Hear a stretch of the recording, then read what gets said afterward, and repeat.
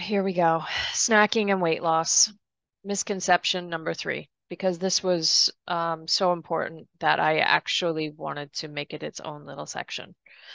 It's very possible that snacking may be hurting you. I would declare that for most people, it's absolutely not essential. Again, if you're an athlete or you have serious blood sugar issues that someone's not working with you to control those, you may have to snack. But for the rest of the population, which I would say is probably about 80% of the population, it's actually causing more harm than it's doing good. Excess mucus in the intestines protect it from absorbing toxins. This excess of mucus is needed because our diets are so poor in this country and we never actually fully get rid of food because we're not going to the bathroom as much as we should. 95% of Americans are speculated to have that mucus harden. So it's kind of like the plaque in your arteries. It's the same concept, but it's happening on the other end. And that mucus hardens in our intestinal tract and can lead to a whole mess of problems. So I'm a fan of fasting for whatever amount you can do. Again, fasting technically, your body starts to become in a fasted state after about 2 hours after you eat. That doesn't mean snack at 3 hours.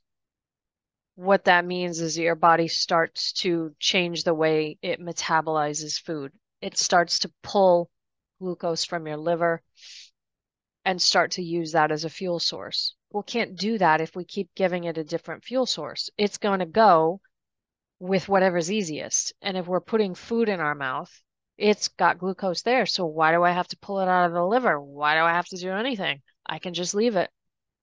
And then we run into insulin resistance, aka diabetes, and a whole host of other problems, hormonal problems, especially as we women age. In 24 hours of fasting, so if you do an actual extended fast, like I once a week will do a 24-hour fast. You don't have to do it that long. One of my diabetic clients does he usually goes about 18 hours at this point. He can go about 18 hours before he eats, and his blood sugar has gone down significantly.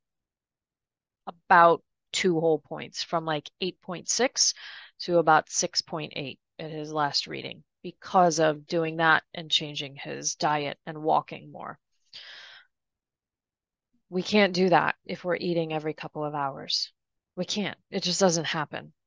Um, to recap what I said earlier about free radicals, an increase in our metabolism, because remember, snacking increases your metabolism. It's good for you. We should exercise a whole lot because it increases our metabolism. That's fine. But like everything, there's a downside. And increasing our metabolism creates excessive free radicals. So if you're not eating antioxidants, aka those obnoxious little plant foods that I keep complaining about and telling you to eat more of, then we're not fighting those free radicals. Extreme exercise and intakes of food increase metabolism. So extreme intakes of food means snacking. It means taking in more calories than we need per day. Because the truth of the matter is, especially us women, underestimate the amount of calories that we take in a day. We women underestimate about 800 to 1,000 calories per day. Miscalculate.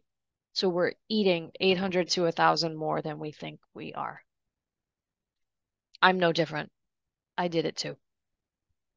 And I have to sometimes go to a calorie tracking app, which I use very rarely. But if my weight starts to go up to where I don't want it to and I need to refocus, then I look at the actual numbers because numbers don't lie. So there's an amazing little Ayurvedic, I love this little saying. A yogi eats once a day, a bogi eats twice, a rogi eats 3 times a day. So that's just the basic. You can tell the levels without knowing anything about that. And it takes 4 men to carry you to the funeral pyre. So in other words, the more they're saying The more that we eat, this was 5,000 years ago, the more you eat, the faster you perish as a result of that. Very, very true first statement. We live in a society confused by trends, obsessed with the avoidance of pain. We will do anything to shove down pain. Drugs, alcohol, marijuana, cigarettes, food, it doesn't matter. We will shove anything in our mouths because society's a mess. There's no nice way for me to say that. It's a mess. Humans are a little bit of a mess. God love us. Food is owned by the government. Medical system is owned by big pharma, and the insurance system is designed to deny claims. Those are not haphazard statements. I've worked in all of those industries other than the government. I didn't work for big pharma, but I did work for doctors. I've worked for insurance companies. I understand how the system works, why it works, and why it doesn't, and where its shortcomings are. The worst food establishments are located in the highest poverty locations, and what you will notice if you look is that you will soon see, if you do not already see, that they start to put a lot of medical facilities in those areas too, don't they? It's not a coincidence, it is on purpose. They purposely target poverty locations with fast food restaurants.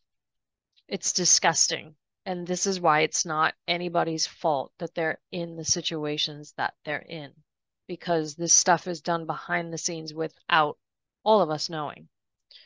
Snacking keeps your body and your metabolism in a constant state of work, and that sounds so good in theory, but like a car, you've only got so many miles, right?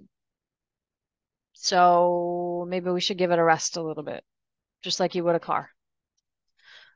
Your blood sugar will never even out again. I've pointed that out before, and we're never burning stored fat because glucose, which is sugar, is always available. Yes, the keto diet is right about that. They're wrong pretty much about everything else, but that's a whole topic for another day.